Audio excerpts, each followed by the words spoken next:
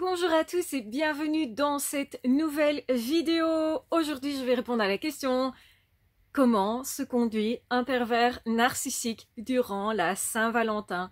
Et oui, sujet non encore abordé. Alors, la première chose que j'ai à dire, c'est que les pervers narcissiques, de façon générale, vont agir en fonction de l'effet qu'ils veulent avoir sur la personne victime. Autrement dit, soit la personne attend quelque chose de la Saint-Valentin, attend de vivre un bon moment, attend la présence de l'autre, et à ce moment-là, ils vont donner leur absence, ils vont faire comme s'ils n'avaient pas pensé à ça, ils vont faire comme si la personne ne comptait pas pour la blesser, la meurtrir, ou ils vont l'emmener quelque part mais finalement à un endroit inadapté, ou ils vont draguer quelqu'un d'autre, ils vont tout faire pour que la personne passe une mauvaise journée. En fait, ils vont faire ça quand ils ont déjà scellé leur victime. Dans le cas inverse, quand c'est le début de la relation, ou quand la personne est sur le point de partir, ils peuvent justement jouer le grand jeu, se montrer hyper servant, hyper gentil, trop avenant en fait, parce que c'est trop.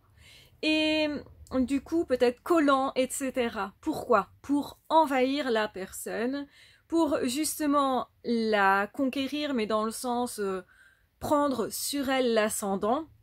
Donc du coup c'est vraiment un acte qui n'est pas du tout dans la bienveillance, pas du tout justement dans le respect, et pas du tout quelque chose de normal en fait.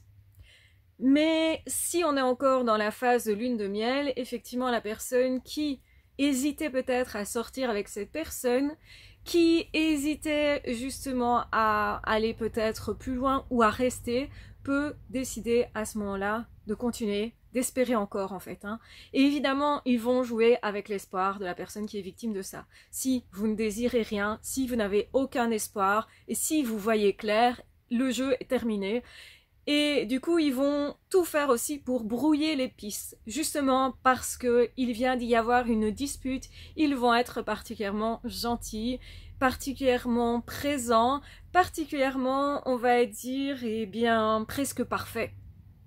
Et ça aussi, c'est anormal.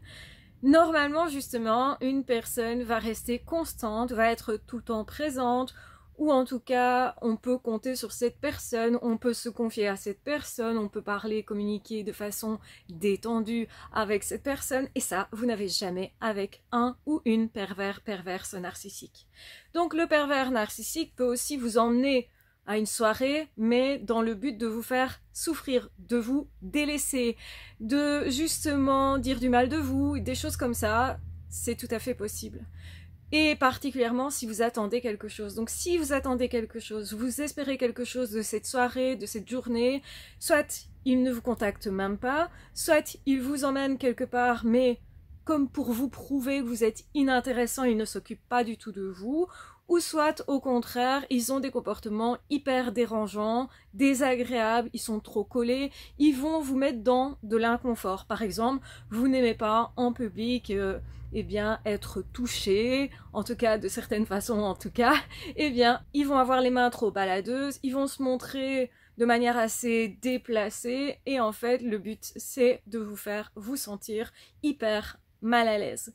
Et donc effectivement on peut repérer aussi un pervers narcissique, une perverse narcissique sur comment il se comporte dans des situations de fête, ou dans ce qui se fait ou non, on va avoir des anomalies. Donc soit justement ils vont en faire trop, ils vont être trop carrés, réglo, trop gentils, trop avenants, trop serviables, parfois hyper dérangeants parce que vous ne vouliez pas être au restaurant avec ces personnes, puis cette personne s'impose. Souvent quand ils draguent, ils vont s'imposer à l'autre, l'envahir, vous embrasser alors que vous n'attendiez pas ça, peut-être même vous désirez une autre personne, et cette personne peut le faire devant une autre personne que vous désirez. Ça aussi, ça s'est vu, ce sont des attitudes vraiment typiques des pervers narcissiques. Parce que la manipulation, elle commence dès le départ, mais la manipulation, ce n'est pas que être justement gentil, ou que justement être méchant, dégradant, humiliant, ça peut être un entre-deux, du chaud, du froid. Cette personne est super gentille avec vous avant de vous emmener quelque part, puis sur place, c'est calme plat, silence radio, tirage de gueule, comme si vous aviez fait quelque chose, et quand vous posez la question, il y a toujours cette fameuse réponse « tu devrais savoir ». Bah non, en fait, on ne sait pas. Tout est suggéré, sous-entendu, et rien n'est clairement communiqué. Donc vous allez vous sentir dans un état un peu particulier, en train de vous poser la question « je fais quoi? Je reste pas, je quitte cette personne, qu'est-ce qui se passe? Je ne comprends pas en fait. » Donc ils vont vous mettre dans le brouillard, et particulièrement jouer avec vous si vous êtes en groupe. Par exemple, ça peut être aussi justement passer du temps avec d'autres personnes précisément ce jour-là, alors que vous en aviez longtemps parlé en disant à faire un truc exceptionnel, donc vous attendez quelque chose du coup. Et ça ne se passe pas. Et ça c'est aussi typique, c'est l'envie qu'ils ont constamment de vous décevoir et de vous mettre dans des situations qui sont inattendues et estomacantes pour vous. Époustouflante, mais dans le mauvais sens. Vous êtes vraiment en train de vous dire, mais je m'attendais vraiment pas à ça. Et donc, du coup, vous ne savez plus que penser, comment réfléchir, comment agir. Vous êtes complètement largué. Ça peut être aussi vous faire patienter très très longtemps. Vous dire, ah, je vais arriver. Genre, un message sur le temps de midi, je vais arriver.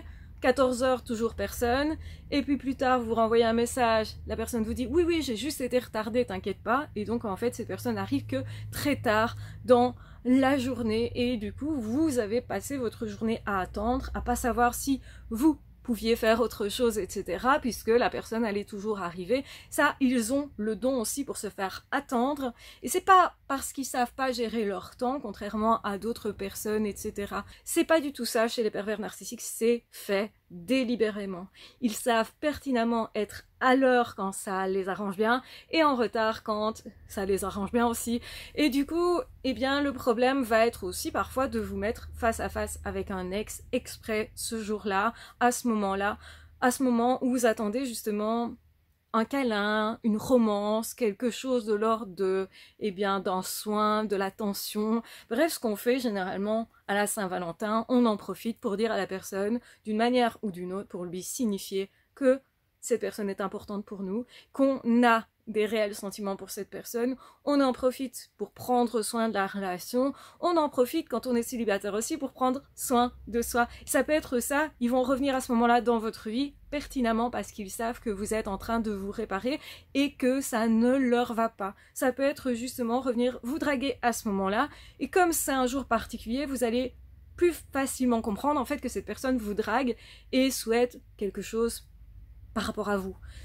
Mais justement, le truc n'est pas clairement dit, clairement annoncé. Le lendemain, peut-être, cette personne ne vous regardera même plus.